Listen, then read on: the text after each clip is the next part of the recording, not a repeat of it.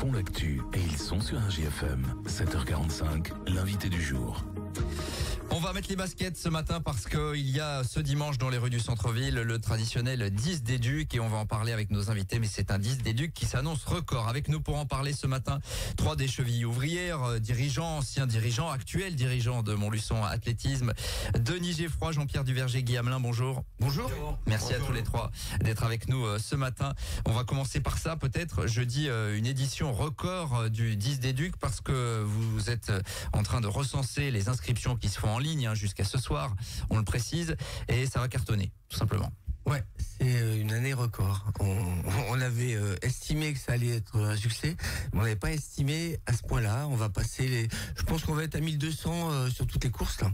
Ouais, effectivement. Donc ça va être une belle performance. À quoi vous l'attribuez tout simplement ça? On se rend compte que aujourd'hui avoir un dossard sur n'importe quelle course à pied, ça devient de plus en plus compliqué parce qu'il y a de plus en plus d'inscrits. Vous bénéficiez de cette tendance-là? Ouais, c'est un sport à la mode, le running. C'est un sport qui prends bien le micro. Oui, c'est un sport à la mode.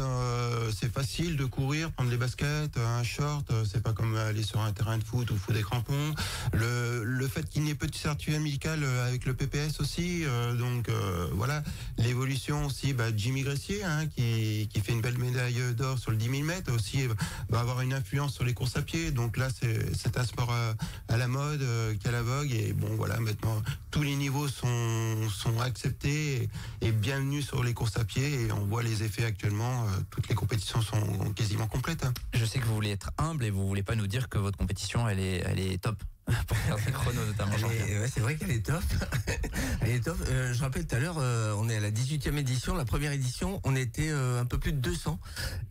Voilà, elle est top parce que elle est ouverte à tout le monde. Elle est labellisée. Le 5 km et le 10 km sont labellisés, c'est-à-dire que les athlètes chevronnés peuvent se qualifier pour le championnat de France. Le circuit est rapide, donc ça c'est bien. Et puis c'est ouvert à tous, comme dit Denis, il y a tous les niveaux, il y a des gens qui sont plus lents, mais qui viennent se faire plaisir courir en centre-ville. Et c'est génial. La team Tortue, c'est comme la ça team qu'on Tortue, ouais, cette année, je sais pas s'il y en aura. Nos tortues vont être au contrôle antidopage. Bon, on est un peu partout. Bon, Guy Hamelin qui a pas mal d'expérience dans le domaine de la course à pied. Vous avez vu l'évolution qui est énorme sur la course à pied. C'est vraiment devenu quelque chose d'hyper populaire.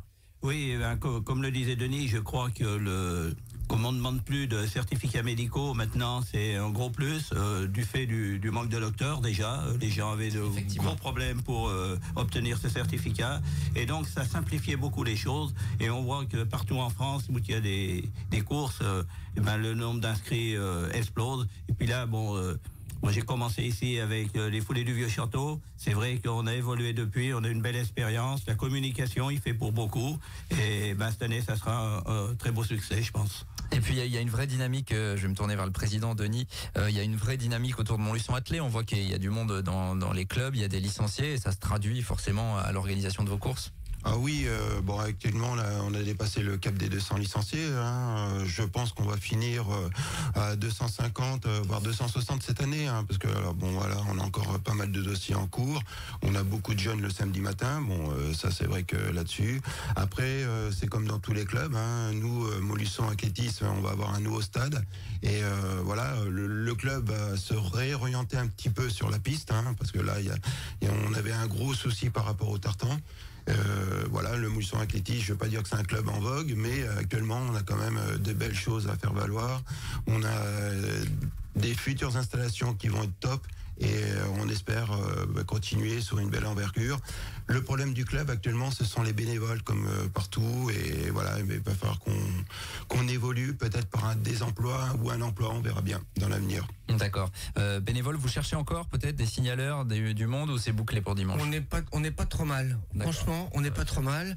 Et puis l'engouement des coureurs, ça se traduit un petit peu aussi sur l'engouement des bénévoles. Enfin, ça fait plaisir d'être là, quoi. Ouais, bien sûr. Participer à la fête. fait d'une manière ou d'une autre.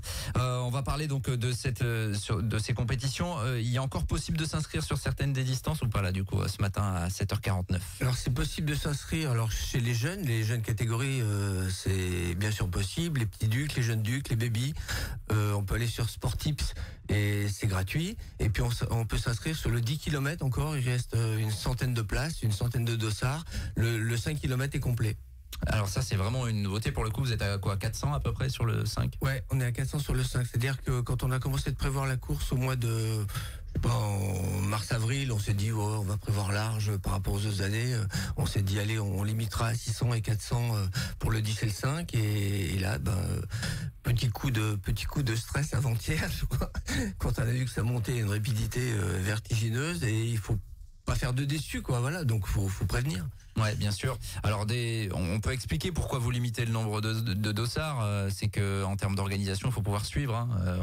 On peut pas te faire n'importe quoi. Finalement, vous avez un cahier des charges aussi. Oui, je pense que on est rodé, hein. On a un petit peu anticipé tout cela. Le gros, pour moi personnellement, qui suis à l'intendance, recevoir 1200 personnes sous un barnum de 5 mètres par 8 pour le ravitaillement des coureurs. Quelques chiffres, hein, c'est 1300 verres, c'est quelque chose comme 500 litres de boissons énergétiques ou eau, le ravitaillement sur le boulevard pour les moins chevronnés qui vont vouloir boire un petit coup d'eau au passage du 10 km, tout ça, et puis la remise des dossards le dimanche matin dans les chalets, les gens qui viennent tard, gérer tout ça, les bénévoles qui s'affolent parce qu'ils voient que c'est 10h moins 10 et qu'il y en a toujours qui attendent pour prendre leur dossard.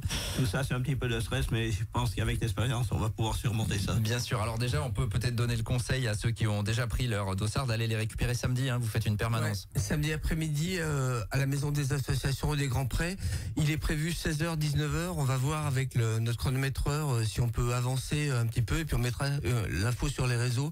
Si on pouvait commencer vers 15h, ce serait sympa pour tout le monde parce qu'effectivement, comme dit Guy, si on a près de 500 personnes qui se pointent dans la il va falloir absorber le flux. Ouais, voilà, je pense va falloir, ça nous invite à réfléchir à une autre dimension dans les années à venir. Bon, on suivra ça bien évidemment. On rappelle qu'il y a des courses pour les enfants dès 3 ans, hein, je crois. Oui, ça commence. Donc la première course c'est déjà à 9h30. 9h30 la première course. Hein. C'est pour les éveils athlétistes et les poussins. Donc les enfants de 6 à 11 ans. Ensuite donc le fameux Baby-Duc qui est à 10h50 et là le Baby-Duc de 3 ans à 6 ans. Ouais, c'est 400 mètres. Oui, un peu plus de 400 mètres. Et entre-temps, à 9h45, nous avons les Benjamins les Minimes qui font 2400 mètres. Ouais, avec des départs qui sont autour de la place Piquant. Hein. En gros, on est dans ce secteur-là, boulevard de Courtet, place Piquant. Ouais, tous les départs sont sur le boulevard de Courtet vers les bougies de Charroux, au niveau des bougies de Charroux, donc à 150 mètres de la place Piquant. Et seul le départ du 10 des Ducs se trouve sur le quai Roger de Lille.